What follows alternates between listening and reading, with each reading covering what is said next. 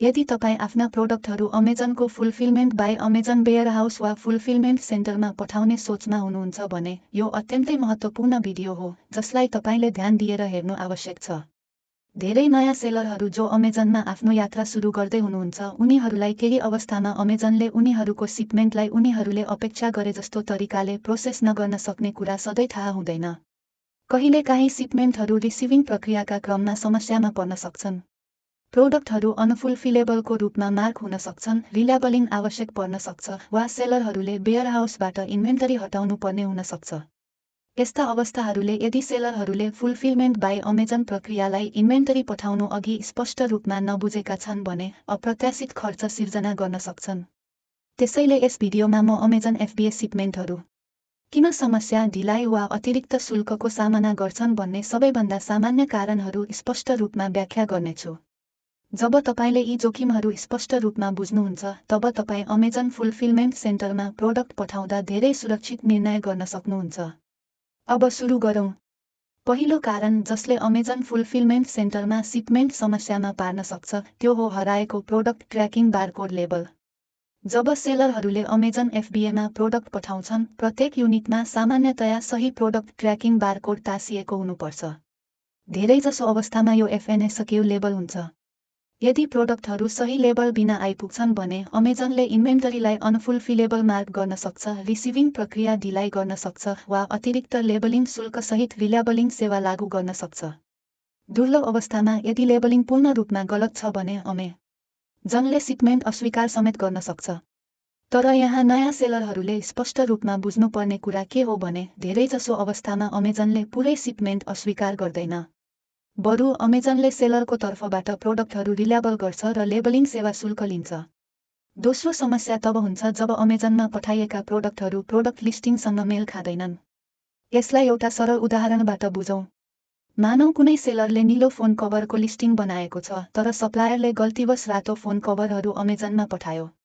त्यस्तो अवस्थामा अमेजनले ती युनिटहरूलाई अनफुलफिलेबल मार्क गर्न सक्छ वा सेलरलाई रिमुभल अर्डर बनाउन आवश्यक हुन सक्छ। धेरैजसो अवस्थामा सिपमेन्ट आइपुग्ने बित्तिकै अस्वीकार हुँदैन। समस्या प्राय रिसिभिङ प्रक्रियामा, गुणस्तर जाँचका क्रममा वा कस्टमर कम्प्लेन्ट पछि पत्ता लाग्छ। जब यस्तो हुन्छ इन्भेन्टरी स्ट्यान्डर्ड वा बिक्रीका लागि अनुपलब्ध हुन सक्छ। तेस्रो समस्या बारकोड लेबल नमिल्नु हो। यो तब हुन्छ जब एउटा प्रोडक्टको FNSKU बारकोड गल्तीले बिल्कुलै फरक प्रोडक्टमा टाँसिन्छ। जब अमेजनले रिसिभिङ प्रक्रियामा यस्ता युनिट स्क्यान गर्छ, सिस्टमले नमिलेको कुरा पत्ता लगाउँछ र इन्भेन्टरीलाई मिसलेबल मार्क गर्न सक्छ। यस्ता अवस्थामा अमेजनले रिल्याबलिङ आवश्यक ठान्न सक्छ, करेक्सन शुल्क लिन सक्छ, युनिटलाई अनफुलफिलेबल मार्क गर्न सक्छ वा सेलरलाई इन्भेन्टरी वेयरहाउसबाट हटाउन आग्रह गर्न सक्छ। धेरै नयाँ सेलरहरूले नबुझेको कुरा के हो भने यस्तो गल्ती प्राय सप्लायरले एकै समयमा धेरै प्रोडक्ट प्याक गर्दा हुन्छ। अर्को सामान्य समस्या भनेको प्रोडक्टहरू अमेजन वेयरहाउसमा आइपुग्दा नै क्षतिग्रस्त हुनु हो। यदि प्रोडक्टहरू फुटेको, थिचिएको, चुहिएको वा असुरक्षित अवस्थामा फुलफिलमेन्ट सेन्टरमा पुग्छन् भने अमेजनले ती वस्तुहरू कस्टमरलाई डेलिभर गर्न सक्दैन। त्यस्तो अवस्थामा अमेजनले युनिटलाई ड्यामेज्ड वा अनफुलफिलेबल मार्क गर्छ। त्यसपछि सेलरले रिमुभल अर्डर बनाएर प्रोडक्ट फिर्ता लिनुपर्छ वा अमेजनलाई क्षतिग्रस्त इन्भेन्टरी डिस्पोज गर्न अनुरोध गर्नुपर्छ। अब धेरै नयाँ सेलरहरू चिन्ता गर्ने अर्को कुरा बुझौँ। कहिलेकाहीँ सेलरहरूले सोच्छन् कि यदि सिपमेन्ट गल्तीवश गलत फुलफिलमेन्ट सेन्टरमा पठाइयो भने अमेजनले तुरुन्त अस्वीकार गर्छ। वास्तविकतामा प्राय यस्तो हुँदैन। यदि इन्भेन्टरी अमेजनले तोकेको भन्दा फरक फुलफिलमेन्ट सेन्टरमा पठाइयो भने पनि सिपमेन्ट सामान्यतया रिसिभ गरिन्छ। अमेजनले आन्तरिक रूपमा इन्भेन्टरीलाई सही वेयरहाउस लोकेसनमा ट्रान्सफर गर्न सक्छ। तर अवस्था अनुसार अतिरिक्त इनबाउन्ड प्लेसमेन्ट शुल्क वा ट्रान्सपोर्टेसन शुल्क लागू हुन सक्छ।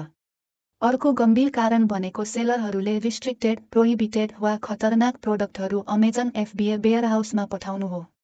यदि कुनै प्रोडक्ट रिस्ट्रिक्टेड क्याटेगोरी जस्तै ह्याजार्डस मटेरियल वा नियन्त्रित प्रोडक्टमा पर्छ र FBAका लागि अनुमोदित छैन भने अमेजनले सिपमेन्ट अस्वीकार गर्न सक्छ, इन्भेन्टरी डिस्पोज गर्न सक्छ, लिस्टिङ ब्लक गर्न सक्छ वा सेलर अकाउन्ट निलम्बन समेत गर्न सक्छ। त्यसैले कुनै पनि प्रोडक्ट सोर्स गर्नु अघि अमेजनको रिस्ट्रिक्टेड प्रोडक्ट गाइडलाइन समीक्षा गर्नु अत्यन्त आवश्यक छ। अब अर्को सामान्य गलतफहमी बुझौँ। केही सेलरहरूले सोच्छन् कि प्रोडक्ट लामो समय वेयरहाउसमा बस्यो भने अमेजनले सिपमेन्ट अस्वीकार गर्छ। प्रणाली त्यस्तो होइन। अमेजनले इन्भेन्टरी 180 दिन बसेको कारण सिपमेन्ट अस्वीकार गर्दैन। बरु लामो समय वेयरहाउसमा बसेको इन्भेन्टरीका लागि एज्ड इन्भेन्टरी सरचार्ज वा लङ टर्म स्टोरेज शुल्क लिन्छ। तर अमेजनले प्रत्येक सेलर अकाउन्टलाई स्टोरेज क्यापासिटी लिमिट दिन्छ।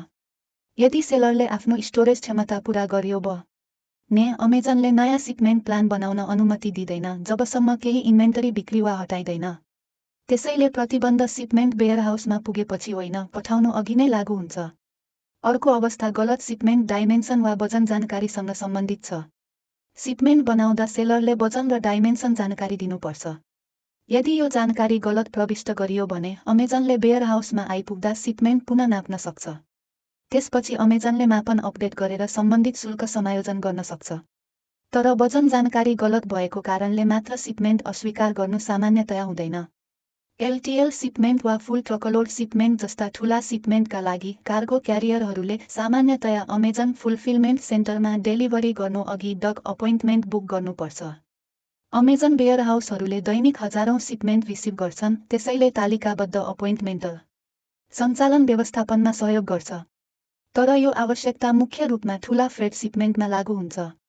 UPS जस्ता क्यारियर मार्फत पठाइने साना पार्सल सिपमेन्ट सामान्यतया स्वतः ह्यान्डल हुन्छन् र सेलरले आफै डक अपोइन्टमेन्ट बुक गर्नु पर्दैन।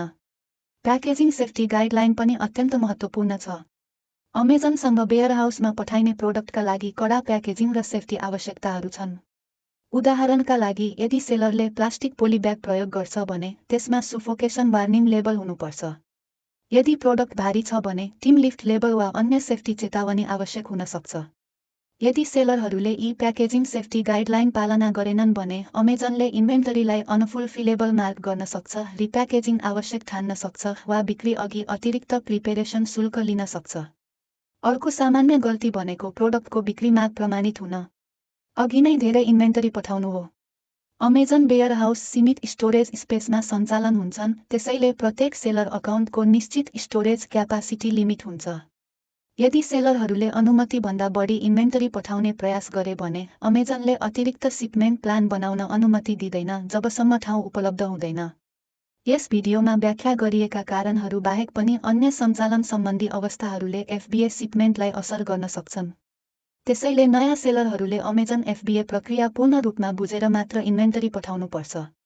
धेरैजसो अवस्थामा अमेजनले सिपमेन्ट पूर्ण रूपमा अस्वीकार गर्दैन। बरु समस्या प्राय ढिलाइ, रिल्याबलिङ शुल्क, रिमुभल अर्डर वा इन्भेन्टरी अनफुलफिलेबल मार्क हुने रूपमा देखिन्छ। यस्ता अवस्थाहरूले पनि यदि सेलर तयार छैन भने अप्रत्याशित खर्च सिर्जना गर्न सक्छन्।